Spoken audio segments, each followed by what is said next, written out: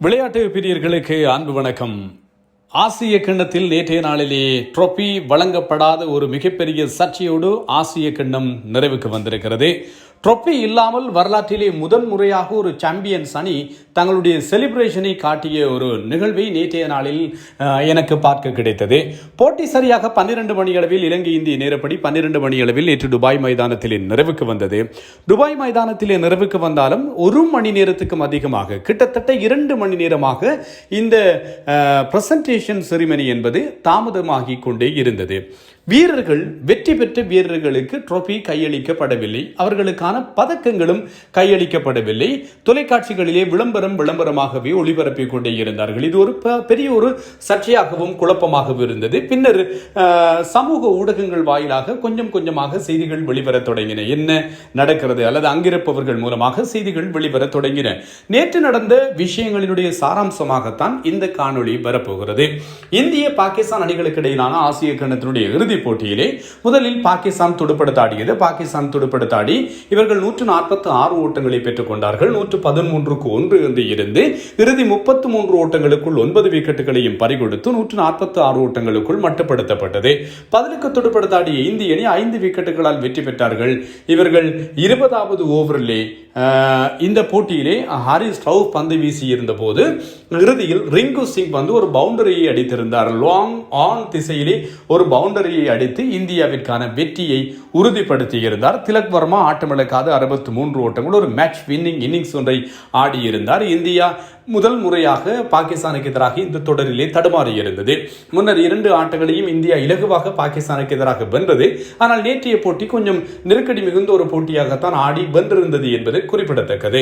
டாஸின் போதே 2 வர்ணனையாளர்கள் வந்தார்கள். 2 வர்ணனையாளர்கள், அதாவது இந்த தொடரிலேயே முன்னைய 2 ஆட்டங்களிலும் பாகிஸ்தானோடு ஹேண்ட் ஷேக் செய்யப்படவில்லை, கைலாகு கொடுக்கப்படவில்லை. அதற்கு பின்னரும் போட்டி நிறைவுக்கு வந்தது. டாஸின் போது கைலாகு இல்லை, போட்டி முடிந்ததற்கு பின்னரும் கைலாகு இல்லை. இது ஒரு சர்ச்சைக்குரிய விஷயமாகவே தான் பார்க்கப்பட்டது. இதை அடுத்து டொஸ்ஸிலே நடந்திருக்கிற விஷயங்களை பார்ப்போமாக இருந்தால், டொஸ்ஸிலே சைமன் டல் ஒரு விஷயத்தை குறிப்பிட்டிருந்தார். எப்படி என்று சொன்னால், ஆரம்பத்திலேயே போட்டி நிறைவுக்கு வந்ததற்கு பின்னர் இந்திய வீரர்கள் ட்ரோபியையோ அல்லது மெடல்ஸையோ பிசிபியினுடைய சேர்மன், அவர்தான் இப்போது ஆசிய கிரிக்கெட் சங்கத்தினுடைய சேர்மனாகவும் இருப்பவர், மஸ்ஜின் நக்வியுடைய கைகளில் இருந்து இந்திய வீரர்கள் ட்ரோபியை எடுக்க மாட்டார்கள் என்று எனக்கு உத்தியோகபூர்வமாக அறிவிக்கப்பட்டிருக்கிறது என்கின்ற தகவல் போட்டி ஆரம்பமாவதற்கு முன்னதாகவே சைமன் டல்லும் தெரியப்படுத்தி இருந்தார் என்பதும் ஞாபகப்படுத்தத்தக்கது. டொஸ்ஸிலே 2 தலைவர்கள், இந்திய பாகிஸ்தான் தலைவர்கள், இருவரையும் பேட்டி காண்பதற்கு 2 இந்திய பாகிஸ்தானியர்கள். இந்திய தலைவர் சூரியகுமார் யாதவோடு ரவி சாஸ்திரி பேசினார். சல்மான் அலியாகா பாகிஸ்தான் தலைவரோடு வக்கா யூனிஸ் பேசினார். எல்லாம் ஒரு விந்தையான விஷயங்களாகத்தான் ஆரம்பம் முதற்கொண்டு நடந்தது. போட்டியிலே இந்தியா வெற்றி பெற்றது. ட்ரோபி கையளிக்கப்படவில்லை. ட்ரோபி கையளிக்கப்படாததற்கு இந்திய கிரிக்கெட் சபை சொல்கின்ற காரணம், நாங்கள் பாகிஸ்தானோடு உறவு பாராட்ட மாட்டோம். ஏற்கனவே அங்கே இடம்பெற்றிருந்த அந்த தாக்குதல்கள், 2 நாடுகளுக்கும் இடையிலான முரண்பாட்டு நிலைமைகள், இப்படி பல அரசியல் பின்னணி சார்ந்த விஷயங்கள் கிரிக்கெட்டுக்குள்ளே வந்து சேர்ந்திருக்கிறது. ஆகவே எங்களுக்கு பாகிஸ்தானோடு எந்த உறவும் வேண்டாம் என்பதுதான் அவர்களுடைய கருத்தாக இருந்தது. 3 ஆட்டங்களிலே அவர்கள் விளையாடினார்கள். இதிலே இன்னும் சர்ச்சைக்குரிய விஷயம் என்னவென்று சொன்னால், பாகிஸ்தான் கிரிக்கெட் சபையினுடைய தலைவர் மஸ்ஜின் நக்வி, இவர் ஆசிய கிரிக்கெட் சம்மேளனத்தினுடைய தலைவராகவும் இருப்பவர், பாகிஸ்தானுடைய உள்துறை அமைச்சராகவும் இவர் இருப்பவர் என்பதும் குறிப்பிடத்தக்கது. ஆக அரசியல் சார்ந்து ஒரு பலம் பொருந்திய ஒரு அமைச்சராகவும் மஸ்ஜின் நக்வி செயற்படுகிறார் என்பதும் இங்கே சுட்டிக்காட்டத்தக்கது. அப்படிப்பட்டவரிடம் இருந்து நாங்கள் ட்ரோபியை எடுக்க மாட்டோம், மெடல்ஸை நாங்கள் எடுக்க மாட்டோம் என்பதை இந்தியா உறுதியாக தெரிவித்திருக்கிறது. ஏசிசி உத்தியோகத்தர்களிடம், அதாவது நிர்வாகிகளிடம் இது தெரியப்படுத்தப்பட்டிருக்கிறது. ஆனால் ட்ரோபியை கையளிக்கின்ற நிகழ்வுக்காக பாகிஸ்தான் கிரிக்கெட் சபையினுடைய தலைவர், ஏசிசியினுடைய தலைவர் மொஹ்சின் நக்வி உள்ளிட்ட குழுவினர் வந்திருந்தார்கள். இந்திய வீரர்கள் அதனை கண்டுகொள்ளவில்லை. நீண்ட நேரமாக இது ஒரு இழுபறியான நிலையிலே இருந்தது. 3 இந்திய வீரர்களுக்கு விருதுகள் வழங்கப்பட்டிருந்தன. இதனை ஸ்பான்சர்ஸ் கையளித்திருந்தார்கள். போட்டிக்கான அனுசரணையாளர்களாக இருந்தவர்கள் கையளித்திருந்தார்கள். குல்தீப் யாதவ் அதிகமான விக்கெட்டுகளை கைப்பற்றியவர், தொடரின் நாயகன் அபிஷேக் சர்மா. இது மாத்திரமல்லாமல் நேற்றைய போட்டியினுடைய இந்தியாவினுடைய ஆட்ட நாயகன் திலக் வர்மா என்று சொல்லி அவர்களுக்கான பரிசுகள் கையளிக்கப்பட்டன. அவர்கள் மேடைக்கு ஏறி சென்று பெற்றுக் கொண்டார்கள்.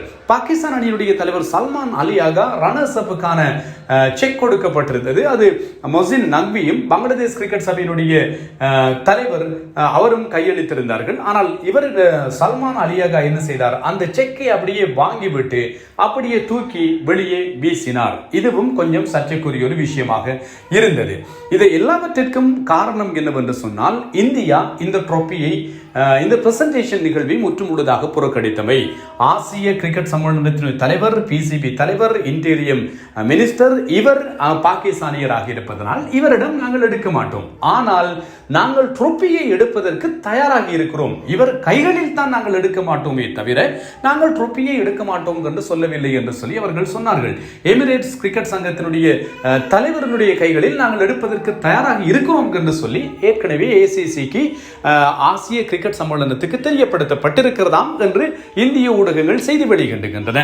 இதே நேரத்தில் என்ன நடந்திருக்கிறது என்று சொன்னால், பாகிஸ்தான் கிரிக்கெட் சபையினுடைய தலைவர் அதாவது மொசின் நக்வி அந்த பரிசளிப்பு வைபவத்தில் அவர் உத்தியோகபூர்வமாக அவர் தலைவராக இருக்கின்ற போது அவருடைய கைகளால் தான் ட்ரோபி ஒப்படைக்கப்பட வேண்டும். ஆனால் இந்தியா விதித்திருக்கின்ற அந்த கோரிக்கைக்கு அவர் அடிபணிய மறுத்தார். இதனால் தான் அங்கே சர்ச்சை நிலவியது.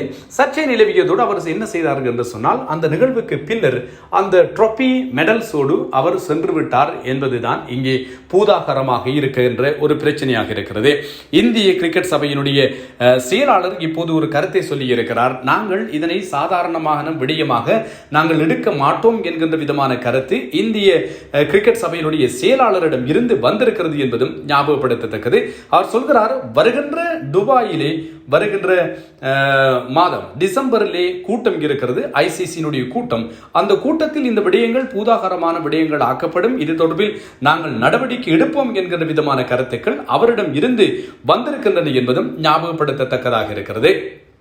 குறிப்பாக அவர் சொல்கிறார், நாங்கள் இவர் கையால் கிண்ணத்தை ட்ரோபியை எடுக்க மாட்டோம் என்றுதான் சொன்னோமே தவிர மற்றபடி நாங்கள் இதனை புறக்கணிக்கவில்லை. அதற்காக அவர் அந்த ட்ரோபியை எங்கள் கைகளிலே ஒப்படைக்காமல் அவர் எடுத்துக்கொண்டு செல்வது என்பது ஏற்றுக்கொள்ள முடியாதது என்று சொல்லி இந்திய கிரிக்கெட் சபையினுடைய செயலாளர் தெரியப்படுத்தியிருக்கிறார். நேற்றைய நாளில் உங்களுக்கு தெரியும், மிதுன் மன்காஸ் தலைமையிலே முன்னாள் டொமஸ்டிக் கிரிக்கெட் பிளேயர், இது மாத்திரமல்லாமல் ஐபிஎல் ஆடியவர், ஆர்சிபி, குஜராத் டைட்டன்ஸ், பஞ்சாப் ஆகிய அணிகளினுடைய உதவி பயிற்சியாளராகவும் இருந்தவர், நல்ல ஒரு வீரர் அவர். ஆனால் சர்வதேச கிரிக்கெட்டில் இவர் ஆடவில்லை. அவர்தான் இப்போது இந்திய கிரிக்கெட் சபையினுடைய தலைவராக்கப்பட்டிருக்கிறார். புதிய குழுவும் நேற்றைய நாளிலே அவர் தலைமையிலே உருவாகி இருக்கிறது. இந்த நிலையில் தான் இந்திய கிரிக்கெட் சபையினுடைய செயலாளர் இந்த கருத்தை சொல்லியிருக்கிறார் என்பதும் ஞாபகப்படுத்தத்தக்கதாக இருக்கிறது. மிகப்பெரிய ஒரு சர்ச்சைக்குரிய அல்லது சிக்கல்களுக்குரிய ஒரு விடயமாகத்தான் இந்த விடயங்கள் பார்க்கப்படுகின்றன என்பதுதான் ஞாபகப்படுத்தத்தக்கது.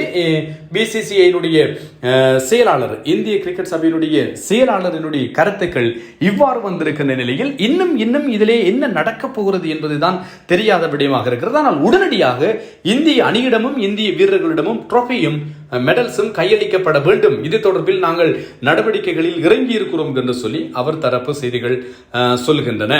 இதே நேரத்தில் இதிலே எங்கே தவறு நடந்திருக்கிறது, இதிலே யார் தவறு செய்திருக்கிறார்கள் என்பது எல்லாம் இன்னும் ஒரு பக்கத்திலே பேசப்பட வேண்டிய விஷயமாக இருக்கிறது. கிரிக்கெட்டை கிரிக்கெட்டாக பார்க்காமல் இதற்குள்ளே அரசியல் கலந்திருக்கிறது என்கின்ற கருத்துக்கள் ஏராளமாக எழ ஆரம்பித்திருக்கின்றன.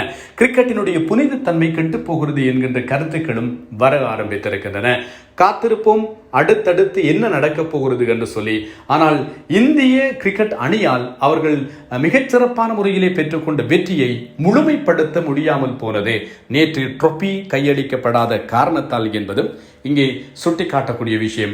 அப்படி பார்த்தால், மறுபுறத்திலே பார்த்தால், ட்ரோபி கையளிக்கப்படாமல் போனதற்கு இந்தியா அடம்பிடித்தது தானே காரணம் என்பதும் இன்னும் ஒரு தரப்பு வாதமாக இருக்கிறது. இது ஒரு முற்றுப்பெறாத, முடிவு பெறாத ஒரு சர்ச்சையாகத்தான் இனிவரும் காலங்களிலே தொடரப் போகிறது என்பது மட்டும் திண்ணம். நான் தில்லையம்பலம் தரணிதரன்.